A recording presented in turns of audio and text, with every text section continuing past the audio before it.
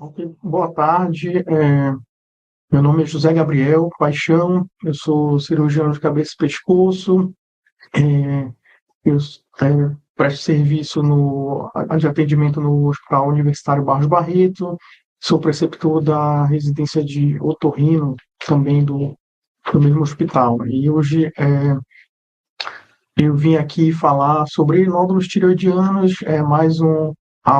informações que eu julgo importante, né, para um médico generalista, digamos que vai atender clínica geral, saber para poder ter um manejo adequado desse problema, né, com os pacientes, poder ele mesmo saber um pouco mais sobre esse problema que é cada vez mais comum e também, principalmente, orientar os pacientes a respeito disso.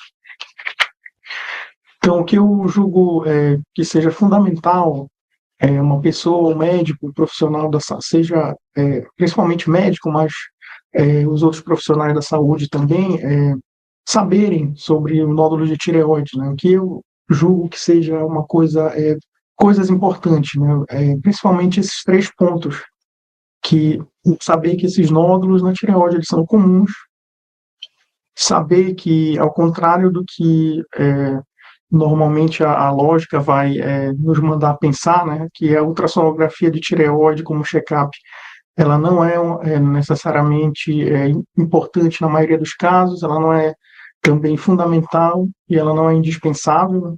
A gente vai falar em mais detalhes o porquê disso. E, principalmente, pensando num pior cenário do que esse nódulo na tireoide pode representar, sobre o câncer de tireoide, né? Então, é preciso conhecer essa entidade também para é, esclarecer os pacientes a respeito dela. Então, inicialmente, é importante saber que esses nódulos da tireoide eles são comuns. Isso a gente consegue ver através dos próprios dados da epidemiologia com relação a esses nódulos, né? Os nódulos palpáveis, né, isso é, os nódulos que são detectáveis quando você observa o pescoço do paciente, ou você vai palpar o pescoço do paciente, é, é, eles só aparecem, na verdade, em uma porcentagem muito pequena dos pacientes, né? Que é justamente essa de 3 a 7% da população que é atendida. Já os nódulos que eles são detectáveis a ultrassom, que são a maioria, na verdade, ou seja, nódulos que não vão aparecer quando você observa, olha para o pescoço do paciente ou palpa o pescoço do paciente, esses nódulos não vão aparecer, mas no exame ultrassonográfico ele pode ser detectado. Essa população, essa amostra dos nódulos, elas já são a maioria, né? Ou seja, a maioria das pessoas atendidas que submetem a ultrassom, elas vão detectar nódulos de tireoide. Ou seja, 19, isso é uma variação muito grande, né? Dependendo da população, 19 a 67% da população apresenta nódulo de tireoide. E não necessariamente todas essas pessoas estão doentes ou vão ter sintomas por causa disso e muito menos vão precisar de algum tratamento também por causa desses nódulos. E aqui é só uma imagem para ilustrar isso que eu falei, né? Essa variedade da manifestação desse problema, né? Tem pessoas que na inspeção e palpação isso vai ser bem claro e o exame ele vai ajudar em planejamento de tratamento, né? Como essa paciente aqui à esquerda, né? Você que está de frente para a tela, vê a imagem para a esquerda. E exame paciente como uma paciente da direita aqui no slide, em que observando é meio difícil saber, só ela chegou com a queixa na anamnese, a gente já sabe qual é o problema dela, mas no exame físico não fica muito claro de que lado então, através de um exame, por exemplo, a tomografia, ela detectou um nódulo aqui à direita da imagem, né? Eu não sei se tem como eu apontar aqui, tenho... Certo. Só para ficar um pouquinho mais claro, nessa região aqui, né, o nódulo é à direita, tá? Bem aqui nessa região, né? E essa foi justamente o motivo da busca de atendimento dela, né? Foi um nódulo achado numa tomografia que ela fez por outro motivo. Então, na inspeção e na palpação não era um nódulo detectável. E que causa esses nódulos, então, né? Depende do tipo do nódulo. Então, não existe também só um tipo de nódulo, existem alguns tipos. Diversas classificações também desse tipo, né? Desses tipos de nódulo. Uma dessas classificações é essa que eu trouxe aqui. Então, o nódulo pode ser hiperplásico, né? Quando tem um estímulo ao parênquima da tireoide, né? As células da tireoide de aumentarem sua quantidade, seu tamanho, né? E existem diversos estímulos desses, são estímulos bociogênicos, que são chamados, né? Um exemplo é a que é mais comum nos livros e normalmente a gente aprende durante o curso de medicina, que é a deficiência de iodo, né? Então, pessoas que têm um aumento da tireoide porque há algumas décadas atrás o sal não era iodado. Então, pessoas que moravam longe da costa, do mar, e tinham uma dieta pobre em iodo, elas tinham mais comumente o bócio, né? O aumento da tireoide. Nódulo neoplásico, que é decorrente de uma alteração genética que vai permitir a atuação de um oncogênio e o crescimento descontrolado dessa célula, tornando ali um foco de crescimento neoplásico, então, que vai formar um nódulo. Existe o nódulo coloide também, que é o desequilíbrio entre essa secreção e absorção do coloide da tireoide em meio às células da tireoide, né? Isso quer dizer, no parênquima, então isso acaba formando uma coleção e uma nodulação. Existe também o nódulo cístico, que é uma necrose devido ao desequilíbrio do crescimento, né, e da formação dos vasos, que é a angiogênese. E o nódulo na tireoidite, né, que é uma infiltração das células de defesa do corpo, né, dos linfócitos, no tecido da glândula, decorrente de uma autoimunidade. Isso também pode acontecer. Então, aqui só para ilustrar nesse número 1 aqui é o tecido tireoidiano normal, o 2 é um nódulo hiperplásico, né, uma microestrutura do nódulo hiperplásico. Já no 3 é o carcinoma papilífero. Aqui é o acúmulo de coloide, né, que existe o desequilíbrio da produção e absorção, então forma um nódulo, mas com esse aspecto. Já aqui no número 5, o nódulo cístico. E a tireoidite linfocítica nodular nesse último quadro aqui. E esses nódulos eles causam sintomas, na maioria das vezes eles são assintomáticos.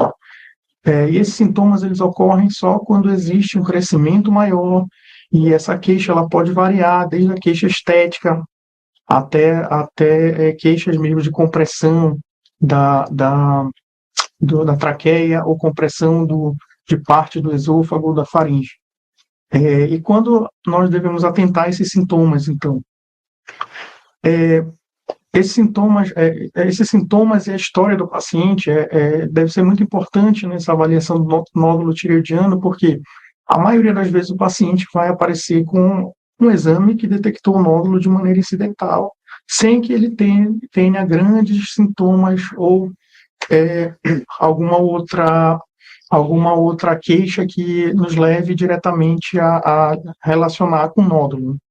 Então, nós devemos atentar em que momentos, que situações deve ser atentado, nós devemos atentar quando o paciente chega com uma história de nódulo assintomático detectado no exame. Então, quando o paciente tem uma história de irradiação em pescoço, ou seja, a pessoa fez algum tratamento com radioterapia na infância, na região do pescoço ou próximo, por exemplo, tratamento oncológico prévio no adulto também.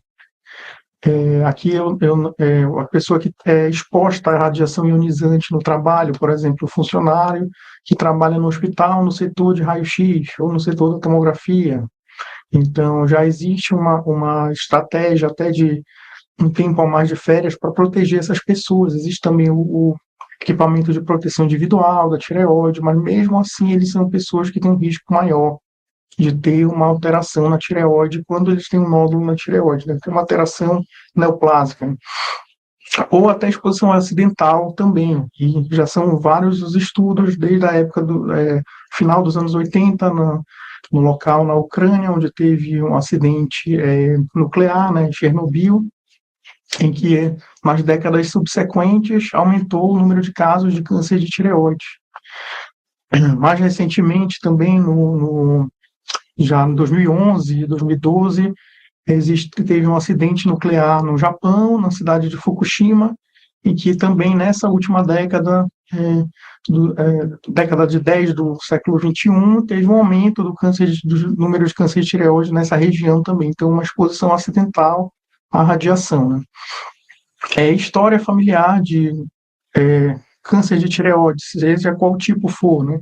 Carcinoma papilífero, que é CPT, carcinoma medular de tireoide, que é CPT, CMT, e outras síndromes também relacionadas ao câncer de tireoide, como esses exemplos que eu coloquei aqui.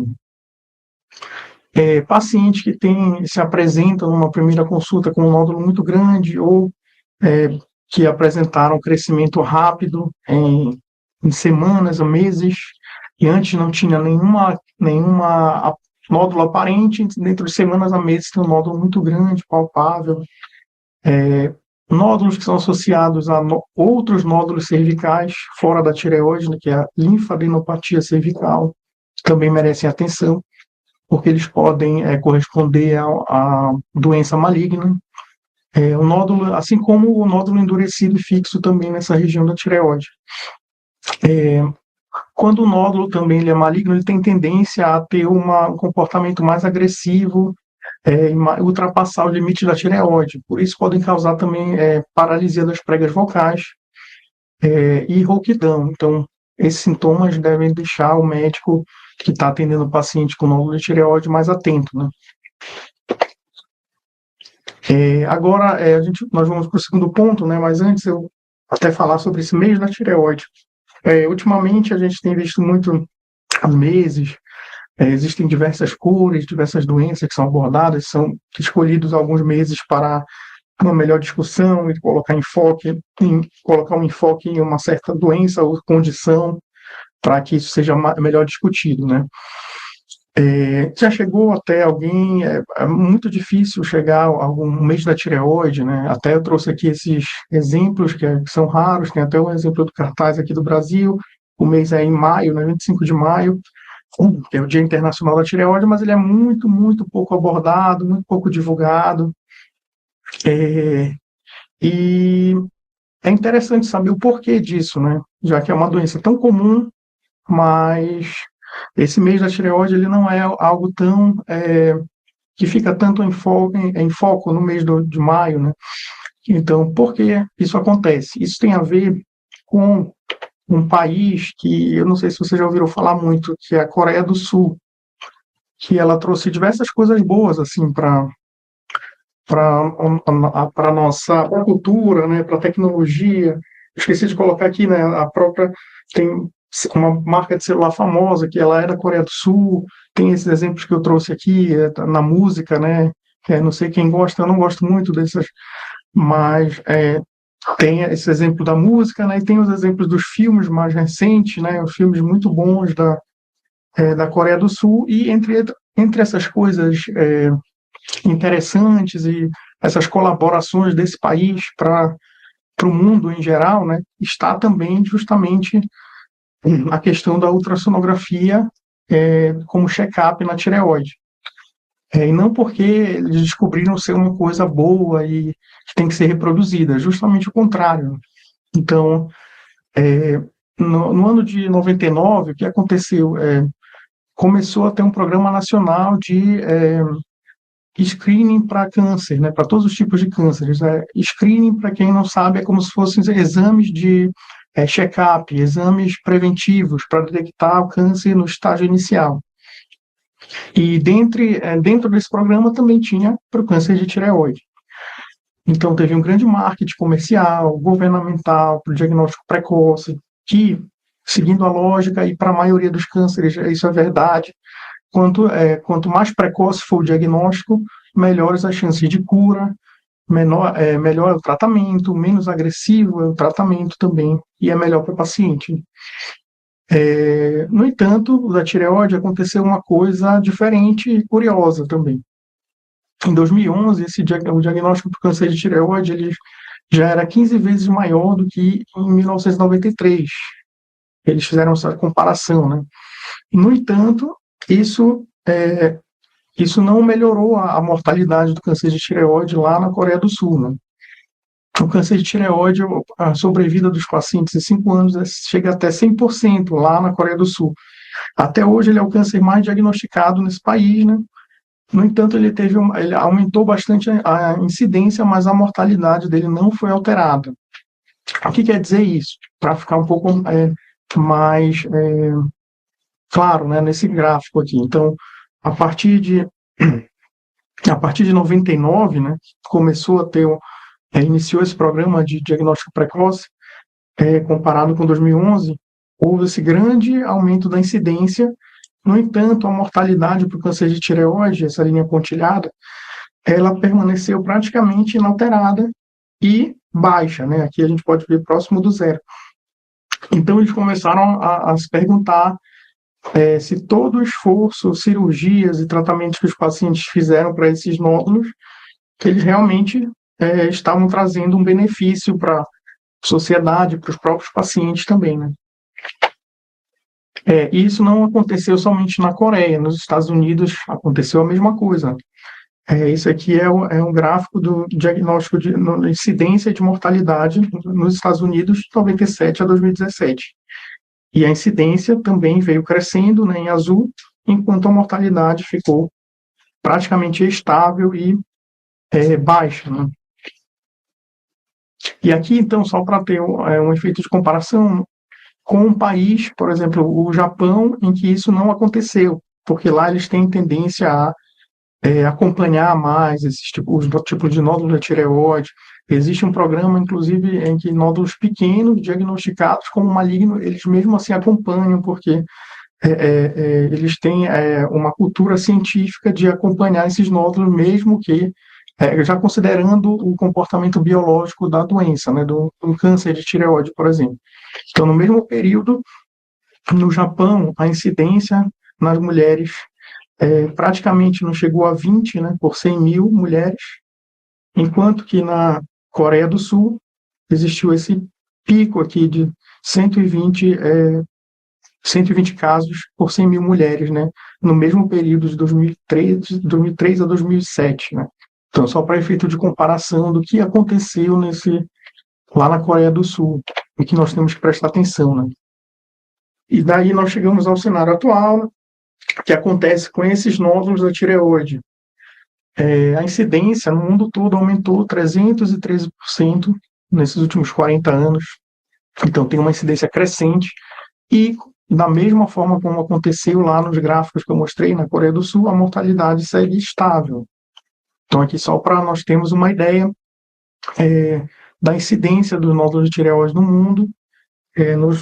No azul mais escuro é onde tem uma incidência um pouco maior, né? Então pode ver que é basicamente bem uniforme no mundo, enquanto se nós compararmos com um câncer mais comum do que o do tireoide também, mas também tão famoso quanto, que é o câncer de mama, essa incidência, essa variação das cores, ela muda um pouquinho e ela se concentra nesses países mais desenvolvidos aqui, né? Isso para o câncer de mama. Enquanto o de tireoide ficou uma coisa um pouco mais bem distribuída no mundo, né? Então, o que está acontecendo? Um diagnóstico exacerbado, né? Existe mais de 1 milhão de diagnósticos entre 2008 e 2012, né? E ficou claro que nós não estamos utilizando adequadamente a ultrassonografia da tireoide, então ela está sendo utilizada de maneira exagerada para diagnosticar nódulos que talvez não fossem evoluir, que não precisassem ser diagnosticados nem tratados também. Então, é preciso repensar essa utilização do ultrassom indiscriminadamente, né? Então, existe, inclusive, pessoas, instituições que não recomendam esse exame preventivo com ultrassom da tireoide, porque justamente ele não diminui a mortalidade do câncer. E ainda expõe o paciente a detectar um nódulo que é muito pequeno e que, porventura, ele vá ser indicado procedimentos mais invasivos, como a biópsia guiada por ultrassom e a própria cirurgia também. O terceiro ponto, né, é conhecer bem, pensando no pior cenário. Ok, o nódulo, a gente falou que o nódulo ele é muito comum, a maioria das vezes não precisa ser detectado, o ultrassom tem que ser utilizado com parcimônia. É, mas e aí, se esse nódulo for um câncer de tireoide? Então é importante você conhecer o câncer de tireoide, considerando o pior cenário. Na maioria das vezes esse nódulo não é maligno, mas considerando o pior cenário. Saber sobre a epidemiologia do câncer de tireoide, como eu mostrei, ele é um tipo de câncer que está cada vez mais incidente na população, não só não exatamente porque ele está surgindo agora, mas porque o acesso a fazer um ultrassom ele se tornou muito mais fácil, muito mais barato. O número de aparelhos aumentou muito de tamanho, de quantidade nos últimos anos. E muitas vezes não é nem preciso ter indicação médica para fazer ultrassom. Existem locais, e o nosso país é um deles, se você quiser, você pode fazer ultrassom a qualquer momento, basta você ter o dinheiro para pagar uma clínica que vai fazer o exame. Então, o ultrassom, ele é cada vez mais utilizado, ele vai diagnosticar, e também a tecnologia do próprio aparelho também aumentou bastante, então os nódulos de tireoide vão ser diagnosticados cada vez mais precocemente em tamanhos menores. Mas aqui é para mostrar que, assim como na Coreia, está acontecendo agora, aconteceu na Coreia, né, no final do século passado, está acontecendo no mundo e no nosso país atualmente. O diagnóstico, a incidência aqui em azul, ela está aumentando. Inclusive, a incidência do Brasil em 2022 foi até maior do que a média mundial. No entanto, a mortalidade pelo câncer de tireoide ela é muito baixa, muito, não chega nem a um caso por 100 mil pessoas, né? No mundo e no Brasil também. Apesar da incidência no Brasil ser maior, a gente consegue ver aqui também, a mortalidade é menor. A mesma coisa a gente consegue ver nesse gráfico, comparando aqui o número de casos. O tireoide ela está no grupo de 15 cânceres mais comuns, né, diagnosticados no nosso país e no mundo. E a incidência no Brasil é bem próxima da do mundo, mas já comparando o Brasil, por exemplo, com a Coreia do Sul, a gente vê que a incidência na Coreia do Sul ela é muito maior do que no Brasil, né? Então ainda é um resquício daquele programa que aconteceu lá e que eles estão cada vez tentando reverter esse diagnóstico exacerbado que aconteceu e continua acontecendo lá. Já no Brasil também, o número de casos de câncer registrados de 2018 a 2022, né, a maioria dos casos foi diagnosticado em São Paulo, né, com quase 30%, enquanto o Pará aqui é um dos locais onde mais teve diagnóstico na região norte. Né. Aqui são dados já regionais mesmo, são dados de um TCC que deve ser apresentado esse semestre, ainda não foi publicado, né, mas casos de 2018 a 2022 do Hospital Filloyola, né, que é o maior hospital, talvez, de câncer aqui do estado, e a gente consegue ver aqui, cada ponto desse é um paciente, sendo que os vermelhos são as mulheres e azul são os homens. Aqui, nesse eixo, 2018, o ano de atendimento, né, 2018 até 2022, final de 2022, e aqui a idade do paciente. Então, a gente consegue ver que a maioria dos pacientes são mulheres, conforme todos os outros locais do mundo acontece a mesma coisa também. E com base nesses dados dessa mesma pesquisa, né, desse mesmo TCC também, que a maioria dos casos são diagnosticados, né, no estágio inicial. Então, 95%, um pouco mais de 95% dos casos são diagnosticados em estágio inicial.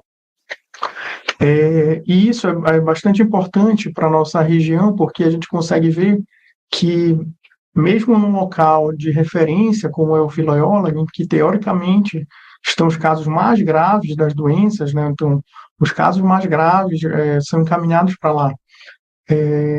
Então, a gente consegue ter uma população de pessoas com câncer de tireoide em que são tratadas em estágio inicial. Então, será que não está acontecendo também a mesma coisa? Estão sendo diagnosticados nódulos em tamanhos muito pequenos por causa dessa utilização do ultrassom? pode estar acontecendo isso. E qual a porcentagem de paciente que estava vivo até o 5º ano de segmento? Ou seja, o paciente fez o tratamento e faz um acompanhamento de pelo menos 5 anos após o tratamento do câncer. Então, 97,51% dos pacientes estavam vivos após, mesmo assim, após o tratamento para câncer de tireoide. Ainda falando do nosso estado, aqui são dados do Tabnet, do SUS, né, onde são atendidos os pacientes com câncer de tireoide provenientes do Pará de 2018 a 2022. Então, a gente vê aqui, como eu falei para vocês, desculpe, a maioria dos pacientes, né, são atendidos no Hospital Vila aqui, né, e aqui ainda foi dividido entre masculino e feminino. Então, a maioria dos pacientes são mulheres, né. Aparecem outros hospitais aqui, inclusive fora do estado, mas porque existem pacientes provenientes do Pará que são atendidos em outros hospitais, né? Então, por isso que aparece não só hospitais do estado do Pará.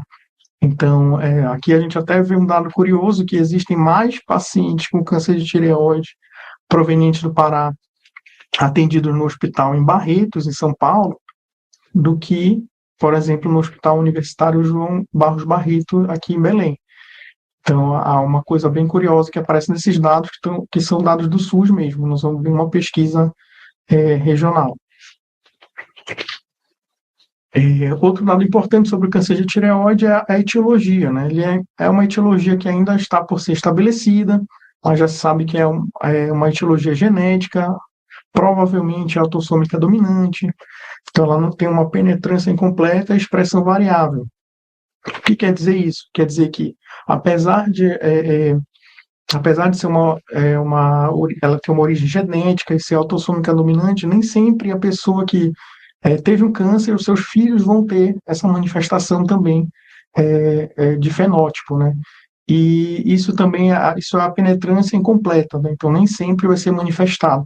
A mesma coisa a expressão variável, quer dizer que a alteração genética que causou o câncer de tireoide numa pessoa, ela pode se manifestar nos seus filhos, por exemplo, de uma maneira menos intensa ou mais intensa. Ou seja, a pessoa tem um câncer de tireoide, teve um nódulo, mas não necessariamente vai evoluir para câncer. Então, isso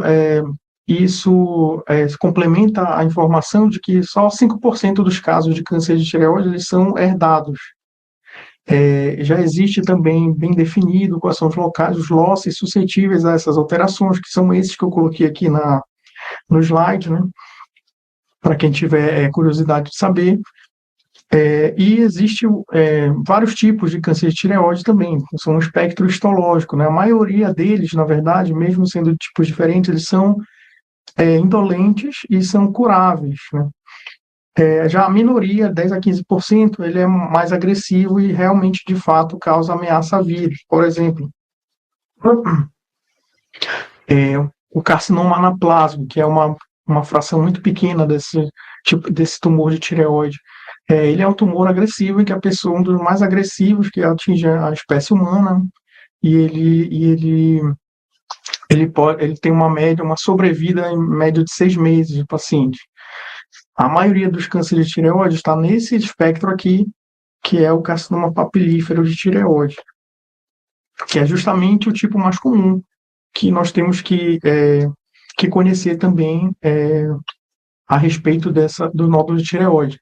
Então, esse carcinoma papilífero, ele é mais de 80% dos casos, né? E ele tem pouca tendência a se espalhar pelo corpo, como metástase à distância, ou se espalhar regionalmente para nódulos cervicais, que são as metástases regionais, né, locais. E o tratamento desse nódulo, se ele for um câncer de tireoide? Existem várias opções de tratamento, né? A principal delas é a cirurgia. Eu não vou entrar em grandes detalhes aqui, porque só isso seria uma aula, mas a cirurgia em si ela tem uma recuperação rápida, ela tem pouco tempo de internação, e as complicações da cirurgia elas são muito raras. Após o tratamento, o paciente deve fazer seguimento para, por exemplo, reposição hormonal, reavaliação periódica para investigar se o câncer tem chance maior ou menor de ter uma recidiva. Então, o tratamento ele não é um tratamento muito agressivo, muito custoso e que vai atrapalhar muito a qualidade de vida do paciente também. Tanto que o câncer de tireoide ele é muito pouco agressivo, e a gente viu, baseado isso em diversas informações que eu falei até agora, mas eu trago mais algumas também para ratificar essa pouca agressividade desse tipo de câncer, né? Por exemplo, o estadiamento, o que é o estadiamento? O estadiamento ele é uma linguagem universal que foi criada para os médicos, profissionais de saúde poderem se comunicar cientificamente, né, no campo da oncologia, ou seja, para dizer qual é a gravidade daquele caso de câncer, por exemplo. A maioria dos cânceres tem 4 estágios, em que 2, 3 e 4, e, digamos assim, o prognóstico, a gravidade piora de acordo com a graduação, né, com o estadiamento. O câncer de tireoide, ele tem um estadiamento que se diferencia das pessoas que têm menos de 55 anos e 55 anos ou mais. Nas pacientes que têm menos de 55 anos, ele é tão pouco agressivo e ele compromete tão pouco a qualidade de vida que só existem 2 estágios, não existem 4. Então, existe o estágio 1 e o estágio 2. E a diferença entre eles o estágio 1 é paciente com qualquer tipo de câncer de tireoide, com qualquer tamanho de câncer de tireoide, independente de ter nódulos fora da tireoide ou não, e sem metástase à distância. Já o estadiamento 2 é o paciente com qualquer tamanho de nódulo de tireoide, mas com metástase à distância. E, além disso, essa diferença de sobrevida do estágio 1 para o 2 é uma diferença que pode ser considerada pouca também, com uma sobrevida de cerca de 95% a 100% para o estágio 1 e de 70% a 75% para o estágio 2. Então, ainda assim, isso é uma sobrevida muito boa para um paciente que tem metástase à distância de uma doença maligna. Então, com esse estadiamento, a gente pode ter claramente a visão de que, comparado com outros tipos de doenças que também recebem esse nome de câncer, o câncer de tireoide ele é pouco agressivo. Outra informação importante, já no campo mais prático, assim, é com relação à exclusão do câncer de tireoide da lei dos 60 dias. A lei dos 60 dias é uma lei que foi promulgada aqui em 22 de novembro de 2012, que fala que todo tipo de câncer o paciente tem que ter o tratamento até 60 dias após o diagnóstico, né? Ou seja, após o momento que ele recebeu o resultado da biópsia dizendo que é um câncer, que tem câncer. Posteriormente, devido, claro, ao grande aumento, grande pressão a grande pressão que os locais que fazem o tratamento, que fazem cirurgias, ou quimioterapia, ou radioterapia para o câncer, sofreram após essa lei, em 16 de maio de 2013, foi elencado alguns tipos de cânceres que não estariam não seriam cobertos por essa lei. Dentre eles, o câncer de tireoide. Então, como vocês podem ver aqui no slide, né, uma portaria de 16 de maio de 2013, que diz que não vai se aplicar a lei dos 60 dias para câncer de tireoide. Não foi sem motivo que foi feito isso, não foi aleatoriamente, né? O câncer de tireoide realmente ele é um tipo de doença que a pessoa não tem a mesma necessidade de urgência comparado com outros tipos de cânceres, né? Embora seja uma doença que precisa do diagnóstico adequado, precisa do tratamento adequado, comparativamente a outros tipos de cânceres, ele pode receber esse tratamento especial. Então, em resumo, né, o que é preciso ter em mente com relação aos nódulos tireoidianos? Quando chegar alguém preocupado, que fez um ultrassom em algum local e descobriu que tem um nódulo na tireoide, é importante ter em mente que esses nódulos são muito comuns. Então, é necessário orientar esse paciente com relação a isso. Claro, avaliar o tamanho do nódulo, avaliar na inspeção e na palpação, mas tentar dar essa orientação inicial para o paciente, né? Se é um paciente que por algum motivo vai fazer exames de saúde para a sua idade, ou exames de saúde por algum sintoma, é importante usar o ultrassom da tireoide com parcimônia. Não solicitar ultrassom de tireoide simplesmente porque está numa lista de rotina. Ter a indicação adequada. Você notou algum nódulo nessa região, na região onde fica a tireoide, algum nódulo suspeito na palpação, mesmo que o paciente não tenha queixa, ou se o paciente veio com essa queixa e você nota também ao exame físico, aí sim é importante usar ultrassom, e não sem alguma justificativa médica mesmo, né? E, pensando no pior cenário, o paciente que tenha o câncer de tireoide, que esteja preocupado com isso em relação ao nódulo, conhecer esses detalhes do câncer de tireoide, né? Que mesmo que seja um câncer de tireoide, ele é um câncer pouco agressivo e que tem potencial de cura muito grande. Isso, às vezes, muitas vezes, só essa informação já deixa o paciente bem tranquilo para fazer os exames adequadamente, e até para conseguir lidar melhor com a situação, que não deixa de ser uma situação desconfortável quando você faz um exame e recebe um resultado não esperado, que você desconhece, não tem nenhuma informação. Isso deixa qualquer pessoa mais nervosa. Você trazendo essas informações, com certeza, sem pedir nenhum exame, sem fazer nenhum tratamento, você vai estar ajudando bastante um paciente, né? Então, é isso. Muito obrigado. Se tiverem qualquer dúvida, podem mandar. E eu agradeço o convite do Saúde Digital. Estou à disposição para outros momentos também. Muito obrigado, Adriana. E a seguir, a Mirla. Mirla, boa tarde. Ela perguntou quais os fatores que levam as mulheres a serem mais acometidas pelo câncer de tireoide. Essa é uma boa pergunta, e ela é tão boa e ela é tão difícil que ela não tem realmente uma resposta muito clara ainda. Embora, quando é uma doença que acomete mais as mulheres, sempre existe a hipótese de estar relacionada com hormônios femininos. Muito embora não exista, pelo menos que eu conheça, nenhuma referência que deixe claro o mecanismo disso, né? Mas, assim, não existe ainda uma resposta clara para isso. Simplesmente é um fato epidemiológico, e que existe no campo dos dados, mas, assim, ainda não existe uma resposta, uma resposta microscópica, digamos, para isso, uma resposta mais assertiva com relação a se existe algum receptor ou algum hormônio que causa mais. Isso, pelo menos que eu conheça, não existe. Aí a Adriana, né, a Adriana Veiga perguntou quais sinais de alarme para o médico generalista realizar o rastreio do câncer de tireoide. Pois é, essa também pergunta muito boa, Adriana. É justamente isso. Por exemplo, esse rastreio, que é o que eu falei na palestra do screening, né? Eu realmente até nem lembrei esse é o nome mais adequado para a gente que fala português, né? Então, esse rastreio do câncer de tireoide, ele geralmente não é indicado em nenhuma idade.